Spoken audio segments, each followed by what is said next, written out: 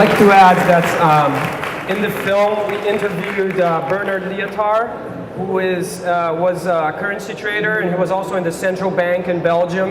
And eventually he started writing about money and alternative currencies. And he talks about how money, the fiat currency we have now, is essentially debt. If you're a government or a corporation, when you're getting money out of a bank, you're essentially getting that money at interest. And that mechanism, he argues, creates this artificial scarcity. So essentially, it actually induces a certain type of behavior in our society. And he talks also about how our money is a very yen type of money versus yin. And there have been currencies in Egypt and all around the world that are more yin currencies that have something that is called a demurrage, which is kind of a negative interest rate and actually induces people to actually keep the money circulating. And a lot of those currencies are actually starting up. Me and Daniel, we helped start one in New York, which is called Tiny Time Inter-Exchange New York. It's just starting, but they're happening all around the world. And just before we take another question, I would actually like to ask Tiokasin about how was the exchange done, or in indigenous societies. Maybe you can talk a little bit about that, and maybe that will be interesting for us. And we'll pick up questions in a second.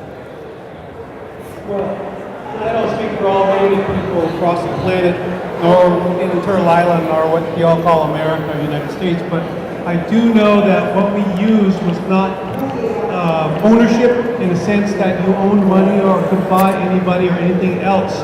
What you did was in exchange of sharing, and even the word sharing is hard for us to say. Was that all right? But that was great. If there was a glass of water sitting here, you could not sell that. Neither could you buy it. I'd have to share it. But the secret is that in my culture, Lakota, one of thousands of cultures here, is that if I asked for a drink of water, I took the glass and put it down and said thank you. I couldn't even say thank you because that water is not mine. So money is a foreign concept with us, except in sharing. I think maybe we can rationalize that to say, well, so you had a form of exchange, but really it's a different. If you go back to the base language, we really don't have that in forms of money. As far as the Dakota were concerned, we couldn't own anything. If we had anything ownership, it was the women who owned anything. I think that's how it should be. That's still the case, I think. Yeah, I think that's how it should be. But really, we don't have that form of thinking. We can't, because that's still another form of control and domination. Joke. Like I said, we don't have the word or the concept for domination, hierarchy. We can't rise above. We can't, higher form of consciousness. We can't do that. That's transcending what's here. So in a money sense, it's the same way. So it's just different, like I said before.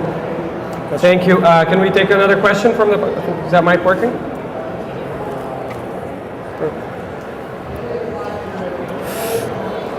So I'm kind of a member of two totally different tribes. One of which is this green... Louder. And is it working now? I'll start over. So I'm kind of a member of two tribes, one of which is this tribe, which is the kind of the green festival, the sustainability movement, and the whole idea of change and consciousness. And the other is the technological community here in the Bay Area, the accelerating change world. The technology is going to save us all, and corporations are in control. And I would like to get the panel to comment on my idea, which is that the technological singularity is kind of an idea that's very similar to both 2012 and to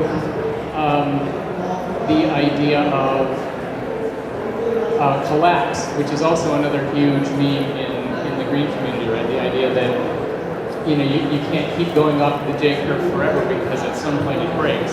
So if you could just comment on the commonality between technological singularity and these two. Actually, in my book, 2012, The Return of Quetzalcoatl, I critique the whole technological singularity idea. I mean, first of all, I find it to be a very male concept, this idea of a singularity. I suggested that it might be more of a a multiplicity, not just of technology, but of technique.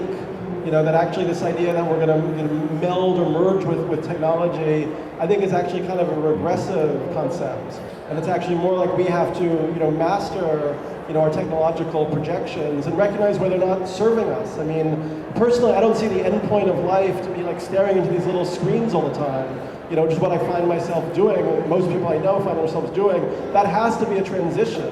We don't want to be staring into screens or becoming more silicon. We want to actually go the other direction and make use of these tools to allow us to have more embodied lives.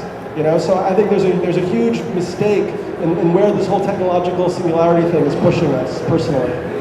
Do you want to comment on that, Barbara? Barbara wants to. I'd just like to say something about that. As a student of Teilhard de Chardin, I've been so moved by the idea that out of the biosphere came humans, humans created language, and language is creating the noosphere. And the thinking layer of Earth is not the noosphere, the art, the language, the arts, the cultures, the religions, the science, the technologies, the internet is actually a living superorganism that has been created out of human intelligence that is probably ultimately as natural as the biosphere was before it was created.